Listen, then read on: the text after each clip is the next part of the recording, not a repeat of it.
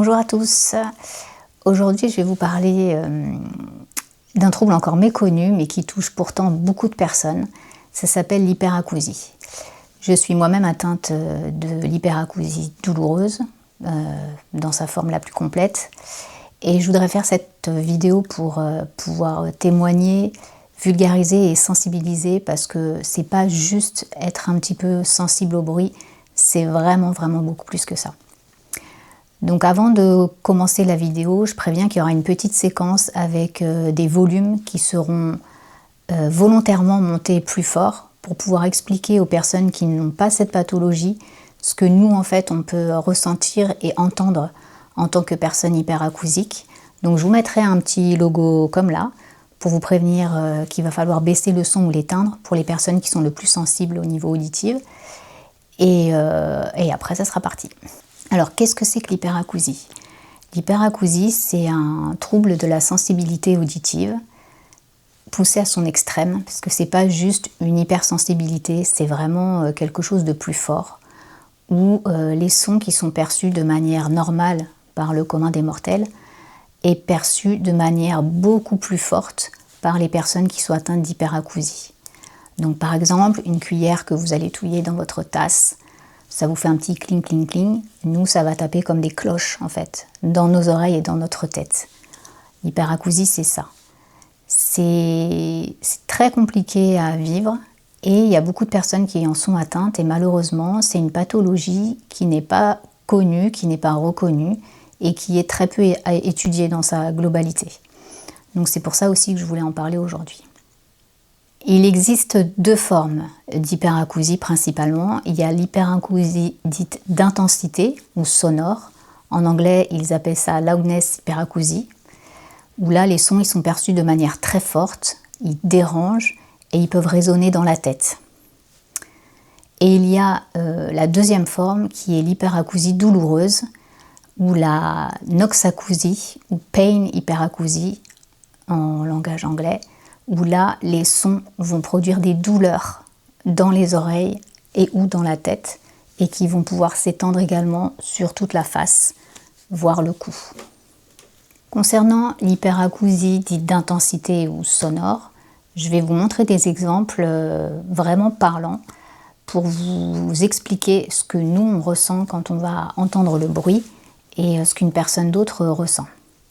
Donc là, par exemple, je vais vous mettre la vidéo d'une chasse d'eau normale.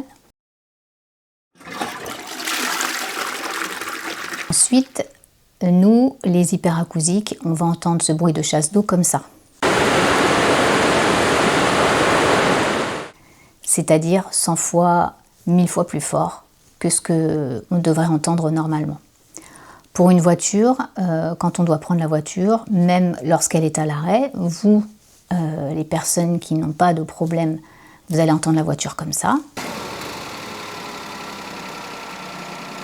Et nous, les hyperacousiques, on va entendre la voiture de cette manière. Pour la vaisselle, ça va être la même chose. Une cuillère qui claque, on va l'entendre de cette manière.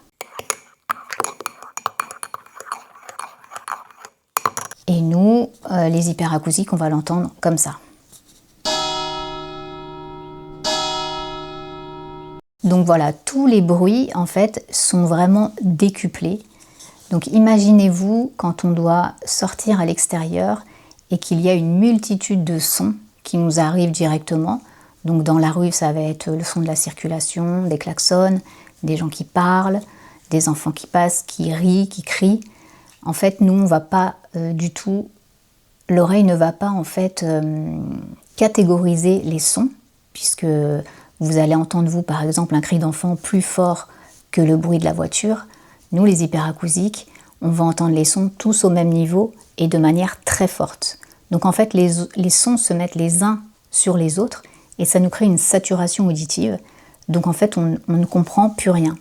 Si vous allez avoir deux personnes qui vont parler en même temps, en tout cas pour ma part, moi, s'ils parlent à des volumes forts, je ne comprendrai pas en fait. Ça me fait une saturation auditive dans les oreilles et du coup je ne comprends plus la conversation et en plus de ça j'aurai de la douleur. Et ensuite donc nous avons l'hyperacousie douloureuse. qui, elle, se traduit par des douleurs ressenties dans les oreilles et ou dans la tête, à certains bruits, certains sons. Alors ces douleurs, elles peuvent être ressenties comme des brûlures, elles peuvent être ressenties comme des décharges électriques, elles peuvent être ressenties également comme des coups d'aiguille ou des coups de couteau. Et tous ces sons, enfin toutes ces douleurs, pardon, peuvent être cumulables entre elles. Donc, par exemple, moi, quand je vais avoir un bruit qui me fait mal, je vais ressentir une décharge électrique et en même temps comme un coup de poignard dans l'oreille, jusque dans ma tête en fait. Donc ça, c'est pour ce qui est de l'hyperacousie douloureuse. L'hyperacousie d'intensité et douloureuse peuvent aller ensemble. Donc on peut entendre tout plus fort et également avoir des douleurs sur les sons. Et on peut avoir ou l'un ou l'autre. Donc j'ai des personnes avec qui je discute qui ont une hyperacousie douloureuse, mais qui n'ont pas l'intensité sonore décuplée. Ils vont avoir des douleurs sur les sons, mais ils ne vont pas avoir cette sensation d'être envahis par tous les sons et de tout entendre plus fort. Donc c'est vraiment très particulier et c'est vraiment propre à chacun. Il n'y a pas une hyperacousie, il y a des hyperacousies. Une même personne sur une même journée peut avoir des ressentis différents. Moi, il m'est arrivé de me réveiller, j'allume l'interrupteur ne me fait pas de douleur aux oreilles, je ne l'entends pas plus fort. Par contre, dans l'après-midi, ce même interrupteur va me générer des douleurs et je vais l'entendre de manière plus forte. Donc en plus, c'est même pas linéaire, c'est-à-dire que les normaux entendants, ils ont une ligne ici qui est tout à fait dans la normalité. Nous, en tant qu'hyperacousiques, la normalité, elle est là, nous, on est là, et en fait, ça fait que monter et descendre, monter et descendre. Certains, tant mieux, ils arrivent à reprogresser et arriver de nouveau à une normalité, mais tout en restant vigilants, parce que au fond, il y a quand même un terrain assez fragile de l'oreille quand on a ce genre de pathologie. Donc il y a vraiment des niveaux différents sur l'hyperacousie, et d'un cas, on ne peut pas en faire une généralité en fait. Alors comment est-ce qu'on est après une journée complète dans notre peau? On est extrêmement fatigué. La fatigue, c'est un des symptômes qui est directement lié à cette pathologie, parce que ça nous épuise en fait physiquement de par les symptômes que ça nous donne, et dans l'intensité sonore et dans la douleur, parce que la douleur fatigue énormément, c'est de la douleur chronique que nous avons. Et on peut se réveiller aussi fatigué qu'on s'est couché la veille, tellement cela nous prend notre énergie. Au-delà de la douleur et de l'intensité sonore, on va quand même déclencher ce qu'on appelle une hypervigilance, forcément, puisqu'on n'a pas envie d'avoir mal et on n'a pas envie de subir les bruits.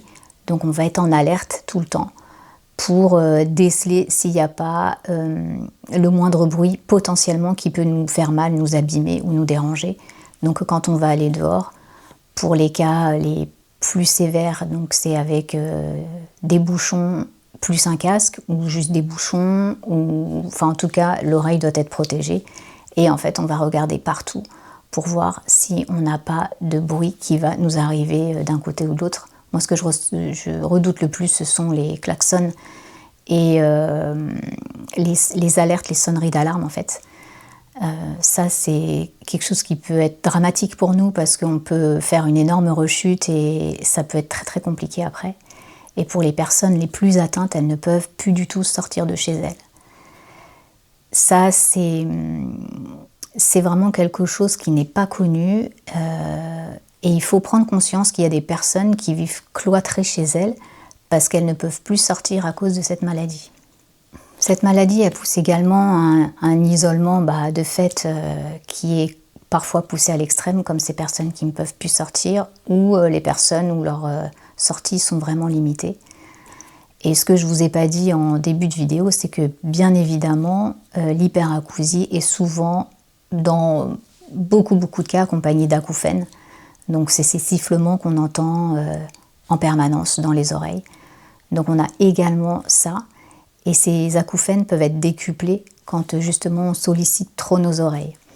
Donc si je vais faire un trajet en voiture pour devoir aller chez le médecin, qui se trouve loin de chez moi, donc quand je dis loin, c'est une demi-heure, 1 heure, après ça, les acouphènes vont augmenter terriblement, vont me chauffer les oreilles, vont me créer des douleurs, et l'hypersensibilité de l'hyperacousie va encore augmenter. C'est un défi de tous les jours d'avoir cette pathologie. C'est très très compliqué à vivre, et c'est surtout qu'on est extrêmement incompris. On est incompris du monde parce qu'il y a peu de sensibilisation et de communication sur cette maladie. Et on est également incompris des soignants parce que c'est une maladie qui n'est pas ou très peu étudiée. On adopte des méthodes de contournement. On essaye d'adapter notre vie, et notre vie, elle est bien souvent résumée à notre foyer, à notre maison. L'hyperacousie, qui, dans sa forme la plus sévère et la plus handicapante, elle va avoir des conséquences parfois dramatiques sur la vie des gens. Quand j'entends dramatique, on commence donc par la perte du travail, parce qu'on ne peut plus se rendre à son travail et faire comme avant, parce qu'en fait c'est juste impossible avec notre pathologie. Vient souvent par la suite ou en parallèle l'abandon du conjoint ou de la conjointe, parce que vivre avec une personne qui ne peut plus sortir, qui ne peut plus rire fort, qui ne peut plus aller en soirée, recevoir des amis à la maison, rigoler, partir en vacances, en week-end, ça devient compliqué pour la personne avec qui on vit. Ce qui peut être aussi compréhensible. Et pour certaines personnes, pour qui, quand tout se cumule, n'ont qu'une seule solution, c'est malheureusement de faire des tentatives ou de passer à l'acte directement.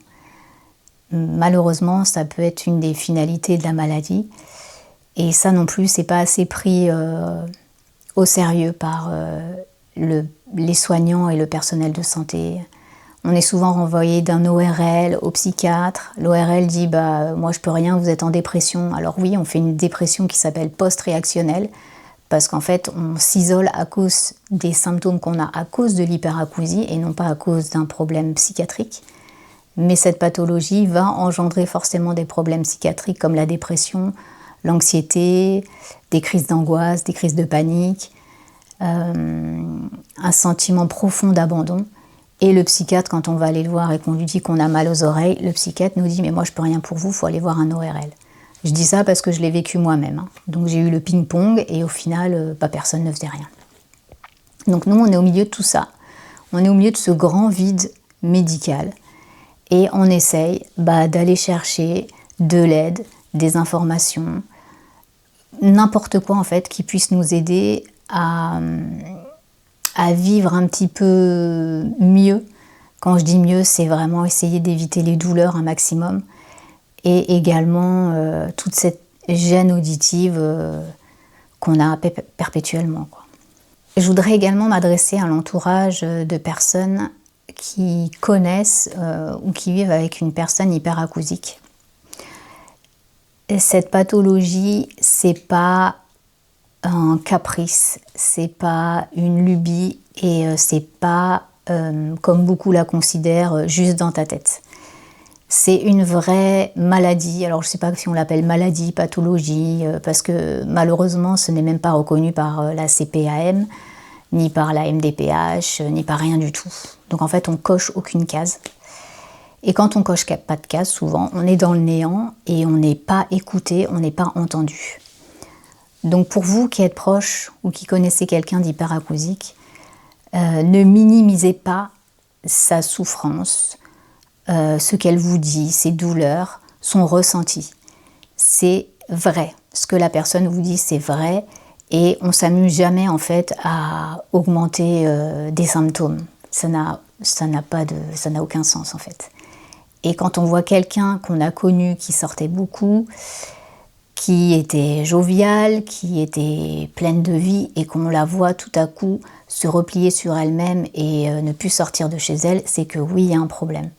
Donc quand une personne vous dit qu'elle a mal, qu'elle a une gêne auditive et qu'elle demande parfois, même souvent, de vous adapter, si vous l'aimez vraiment ou si vous la considérez, ne rechignez pas. Je dis ça parce que moi, il m'arrive de demander si le peu de personnes qui viennent encore me voir veulent venir avec leurs enfants. Moi, je leur dis non. Pourquoi? Parce qu'un enfant, ça crie, un enfant, c'est imprévisible et ça peut être très dramatique pour moi et mes oreilles. C'est pas parce que j'aime pas vos enfants, c'est parce que c'est un danger en fait pour moi. Et j'évite le danger et je veux pas me mettre en danger une seconde fois et avoir la possibilité d'une aggravation. Donc si vous, l'entourage, vous avez des demandes spécifiques de personnes qui souffrent et qui vous demandent de manger dans des assiettes en carton parce que ça leur fait trop mal, de moduler votre voix et de la baisser, de faire attention, de couper votre téléphone quand vous venez de le mettre en mode vibreur ou en mode silencieux, faites-le. En fait, c'est pas des caprices, c'est juste une adaptation de vie. Comme une personne en fauteuil a besoin de son fauteuil pour rouler et pour se déplacer, nous, pour pouvoir un tout petit peu vivre correctement, on demande juste en fait qu'il n'y ait pas de bruit, parce que le bruit nous fait mal. Ne remettez jamais en doute la parole d'une personne qui souffre, parce que c'est réel, et au contraire, essayez de comprendre et de vous mettre à la place de la personne. Sachez que l'hyperacousie, ça peut arriver à n'importe qui, suite à un traumatisme sonore, une maladie de l'oreille. Ça peut même vous arriver du jour au lendemain sans savoir pourquoi. Un choc aussi, les chocs au niveau de la tête et du cou peuvent engendrer des hyperacousies. Donc personne n'est vraiment à l'abri de cette pathologie. Si vous êtes concerné par cette maladie, n'hésitez pas à partager cette vidéo pour faire comprendre à votre entourage que vous n'êtes pas seul, que ce n'est pas dans votre tête, qu'il ne faut pas juste faire un effort, parce qu'en fait on ne fait pas d'effort dans la douleur et dans la complexité de la pathologie qu'on vit. Ça, c'est juste aberrant d'entendre encore ce genre de choses. Ça reste un handicap invisible et on sait que les handicaps invisibles sont très difficiles à comprendre et à schématiser dans l'esprit d'un humain. Donc non, voilà, c'est pas dans votre tête, c'est pas à vous de faire des efforts. N'hésitez pas à en parler, n'hésitez pas à rabâcher, tant pis. Voilà, c'est la fin de cette petite vidéo explicative sur l'hyperacousie. Si mes oreilles me le permettent, j'essaierai d'en faire d'autres, toujours sur la thématique de l'hyperacousie et tout ce qui entoure en fait notre pathologie, parce qu'en fait il y a beaucoup de choses qui entourent tout ça et avec lesquelles on doit vivre quotidiennement. Donc je vous dis à bientôt et merci de m'avoir regardé.